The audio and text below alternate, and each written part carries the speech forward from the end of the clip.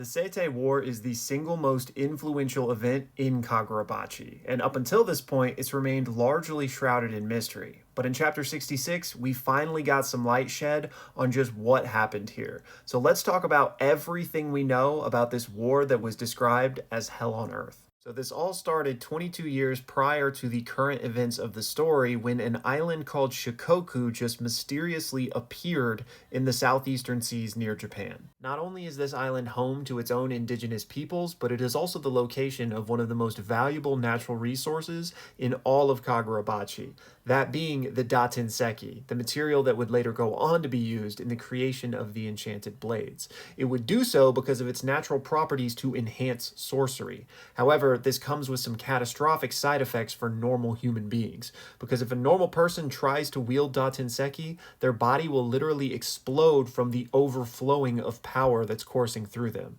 However, the inhabitants of the Shikoku Island do not have this side effect. They are able to wield the Datenseki because they are naturally immune to it.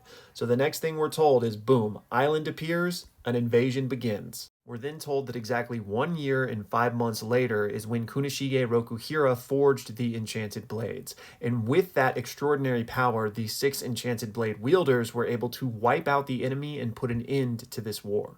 Because of this, we know that Kunishige and the Blade Wielders are celebrated as legendary heroes throughout Japan, and it is actually the 18th anniversary of their victory currently in the story. So the quick overarching timeline is as follows. 22 years ago, this island appeared. Roughly 3 years after that, the war began, and roughly a year after that, the war came to an end. So that's the grand narrative, but now let's talk about the finer details, starting with who invaded who. Who kicked off this war, right? And the first thing you need to remember is that history is written by the victors. So we're getting everything from Japan's perspective here, which means there's going to be some bias and probably some propaganda. So according to Japan, the inhabitants of Shikoku invaded them. As we can see here, after we were attacked by the enemy, the Seitei War began. And at that point, all of the sorcerers were gathered to basically fight this war, but they were at a disadvantage until Kunishige crafted the enchanted blades. So that would mean that sorcery and sorcerers existed before this war. However, we know that they were largely kept a secret from the outside world and that it was basically an unwritten rule for sorcerers to not just go reveal their abilities to everybody else. But once the war came, that went out the window because, again, all the sorcerers had to gather to fight for Japan. Now, while sorcery predates the war, the Kamunabi doesn't. And again, the Kamunabi are basically the government's top brass of sorcerers. So we know that they were established during the war and given the role to eliminate any and all threats to the nation. We also know that the Masumi, who are basically these ninja that serve the government and certain masters as well, also predated the war. But during the war, they served the Kamunabi. Now, like I mentioned, history is written by the victors. So Japan, Kunishige, the sword wielders, all celebrated and given credit for the peace, right? However, not everyone views it that way. So by looking at other perspectives, we can shed some more context on what actually happened here. First and foremost, we know that there's at least some segment of the population that views them as war criminals and murderers and people that need to be brought to justice or to just leave the country. And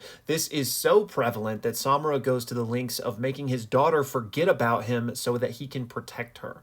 But even more telling than the general population's thoughts would be Kunishige and Samura's thoughts on what happened during the war. And with those two in particular, we know that they have been wrestling with the demons of that time ever since the war ended. In Kunishige's case, he's basically the Oppenheimer of Kagurabachi, right? He is responsible for creating weapons of mass destruction, and we see him wrestle with that all throughout the early stages of this story. He gets all of the blades back and then goes into hiding with his son, basically trying to atone or at least reconcile with what he had caused, and basically these tools for killing people that he had created. And Samura too looks back on that time in horror, saying that the true evil of the world is not the Hishaku, but us, the sword bearers, because of what we did 18 years ago. We buried our crimes and we were lauded as heroes. Now, some really important context amongst this is that even if Kunishige and Samura didn't view themselves as heroic, they viewed each other that way. As you can see here, where Kunishige tells Chihiro that the true heroes are the ones who risked their lives to support my ideals and wielded the swords on the battlefield. And Samura here says, no, Kunishige is the true hero. All I did was wield it. But it's important to note this distinction here when Kunishige is talking about the sword wielders being heroes. He says those that used the blades in light of his ideals. And so I don't think that means all of them he would consider to be heroes, especially because we know that he never speaks about the Magatsumi or the sword master when it comes to these things. And in fact, he says we can't let anyone ever use that blade ever again. And we see this blade's power during the auction arc, and Chihiro wonders, like, is it true? Like, is the Swordmaster actually a hero, or perhaps was he messed up and that's why this blade was acting that way? But even if the Swordmaster is evil and committed more heinous acts than the rest of them, it doesn't absolve the other sword wielders or Kunishige or Shiba, who was also wrapped up in all of this, because we know that they are all complicit in what happened 18 years ago. Samura refers to it as the curse that forever binds us as long as we continue to live as heroes, when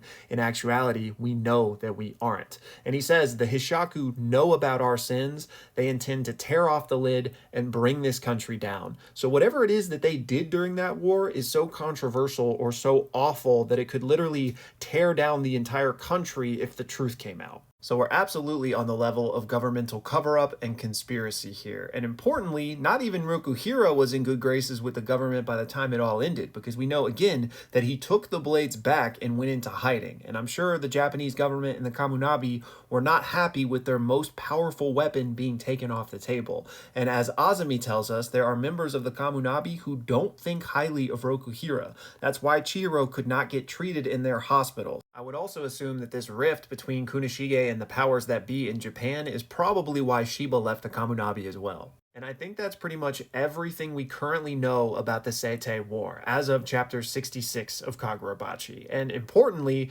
Chihiro has been on the same page as us this entire time, as he's been in the dark. Neither his father nor Shiba told him any of this, right?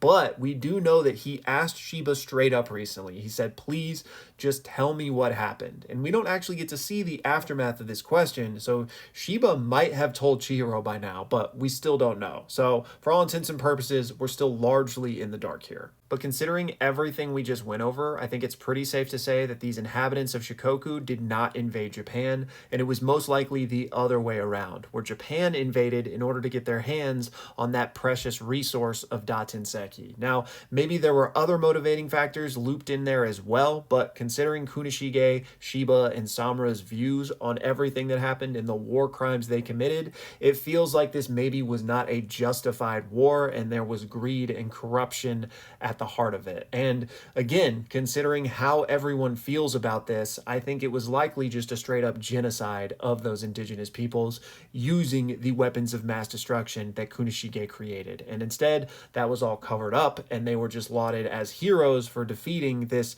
enemy invading force. So I think that's the best picture we can currently paint about this extremely influential event in Kagurabachi, but y'all please let me know down in the comments if I forgot any of the finer details or little contextual clues that could help us shed some light on this. But also just let me know your thoughts in general and any theories you have about maybe what exactly went down there or what war crimes were actually committed, because I would love to hear it. This is fascinating to me, and I love that Hokazono gave us a little glimpse in chapter 66 of more of what was happening. So I hope we continue to find out more and more, but this may be one of those things that's more of a slow tease. And then finally, I got a couple of quick shout outs here, starting with this one from Branwin. So thank you so much for the support, man. And I totally agree with your personal theory here that they were trying to use Char's blood in the Datenseki to create those human weapons, right? And I think that not only is the Hishaku doing stuff like that, but to tie it into this video, probably the Japanese government and the Kamunabi, right? Which dates back to the reason that they probably invaded Shikoku.